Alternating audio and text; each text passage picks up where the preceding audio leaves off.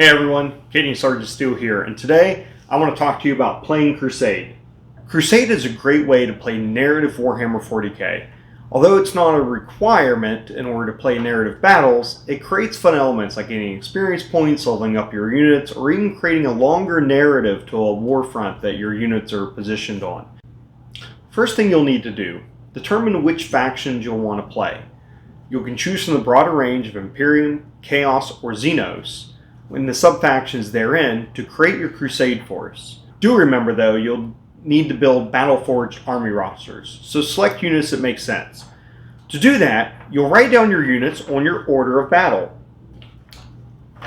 These are the units that you'll have to choose from in order to make your army when you go to play games of Crusade. The rulebook recommends starting out with a 50 power level order of battle. Usually you play games at a smaller power level than that, say 25. Games will usually increase in power level as you continue on with your Crusade, or they can come back down, just depending on what you and your opponent want to do.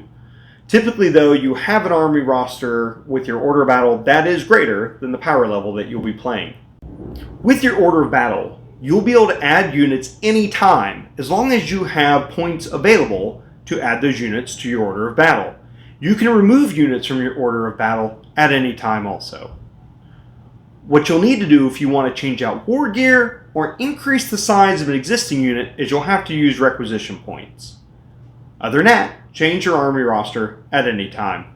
After you've made your order of battle, you'll need to fill out a Crusade card for each unit in your roster. Here's an example of a custom sheet that I'm using for my Crusade campaign. Here, you'll write down general information about your unit and things that are key to the Crusade system, such as experience points, Crusade points, equipment, battles played, and various other things that your units have accomplished, to include the ranks that they've earned during battle. We'll go over more about that later. One of the key features of Crusade is that your units can level up. Each time that you use a unit in battle, they have a chance of gaining experience points. There are 4 ways of gaining experience points. 3 of them are outlined on page 313 of the core rulebook. The 3 ways to gain experience out of the core rulebook are battle experience, where at the end of every battle, a Crusade card that was part of your army list for that battle gains 1 experience points. Dealers of Death regain experience points for every 3 enemy units you've destroyed in total. Or Marks for Greatness. This is something special where you can choose a key unit at the end of the battle to just gain experience points.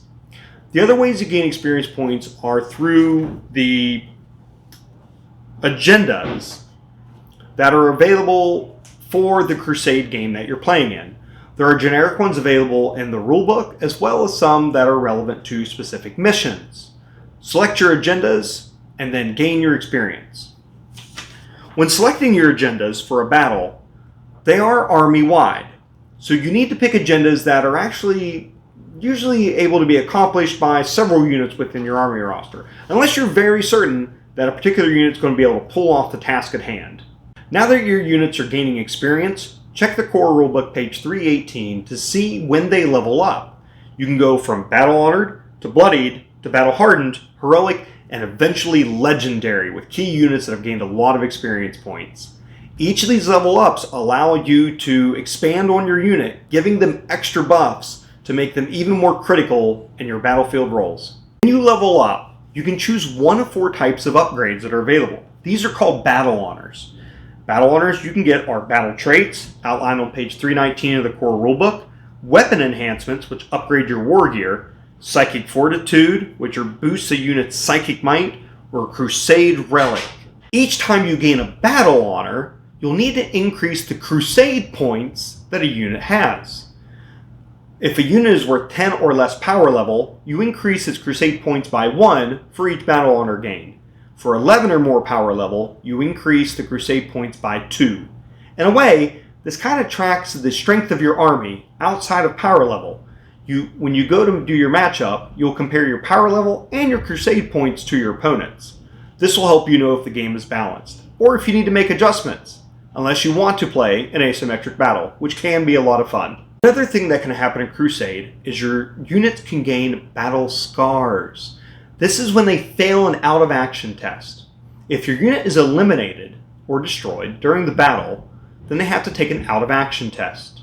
If you fail the out-of-action test, you have to take a battle scar. These are negatives that are applied to units, such as reduced morale, reduced ballistic skill or movement, or other types of traits that get reduced. This shows the wear and tear on your units and your army as they proceed through the Crusade. Fear not, though. You can spend requisition points in order to take these battle scars away and recuperate your units and get them back onto the battlefield at full strength. Getting back to agendas, the things that you'll select during your Crusade games in order to gain experience points, those can be found on page 336 of the core rulebook. Here, there's a list of agendas that you can pick from, and each has a subcategory. You can only pick one from each category at maximum. Select these carefully for your army in order to gain experience points for units as they accomplish them. You will track your agenda tallies along with your other tallies, such as units destroyed, on your Crusade cards. I suggest writing these in with a pencil, as they'll change from game to game. And when a game ends, if you haven't earned enough, such as killing a certain number of units in order to gain experience points, you'll need to erase any totals that have not accrued to an experience point. Final key piece you'll need to understand for Crusade is requisition points. These are points that you can accrue in order to obtain certain improvements or units or other new things for your army roster.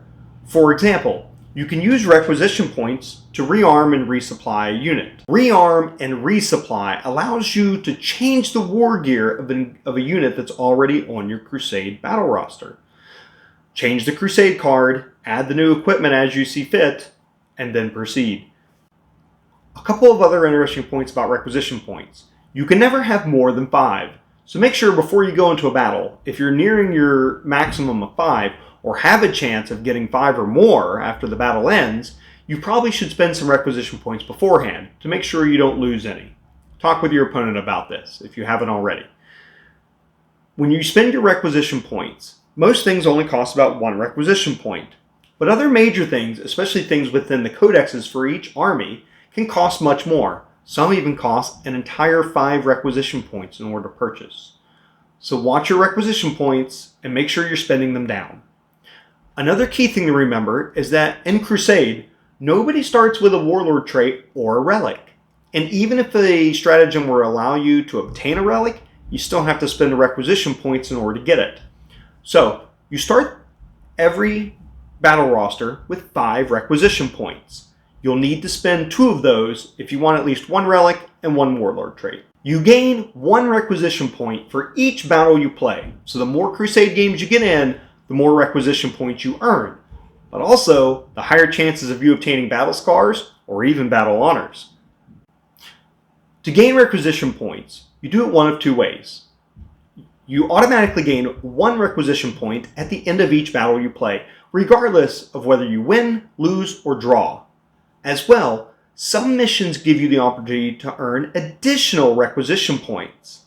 Keep track of those and be aware of the opportunities that could be ready for you.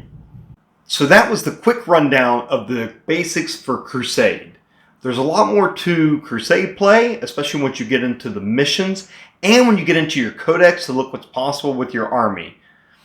Don't worry if you don't have a codex yet. There's a lot of great stuff in those mission books. Look for the Book of Rust or for the White Dwarf missions that are out there.